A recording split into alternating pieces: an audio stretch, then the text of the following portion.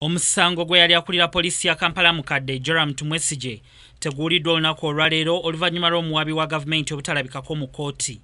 Joram Tumwesije eyali omuduumizi wa polisi ya Kampala mukadde avunaana omusango gw'okkuba bannamawulire mu mwaka gwa 2015 mwe yakoseza n'agongobaza munnamawulire wa WBS Andrew Rwanga. Olunaku olwaleero Joram Tumwesije abadde alina okuleeta abajulizi mu kkooti nga mwe muli basirikale banne be yali nabo ku lunaku olugambibwa nti yakubirako Rwanga. Omulamuzi Gladys Kamasanyu atula mu musango guno ayongezaayo okuguwulira okutuuka ng'ennaku z'omwezi 17 omwezi guno.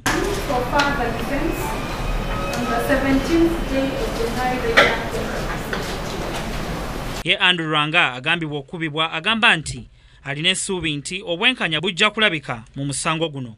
Robert Sempala nga yakulira Uganda Human Rights Network for Journalists nga y'omu ku abo abatambula ne Rwanga buli kadde ategeezezza nti engeri ebintu gye bizze bitambulamu kkooti ejja kukola omulimu gwayo mu bulambulukufu era Rwanga waakufuna obwenkanya. Essaawa eno n'engeri omusango gye gutambulamu ne bwe ba judgment era bagenda okulaba nti kale ya wiiki ng'emu oba bbiri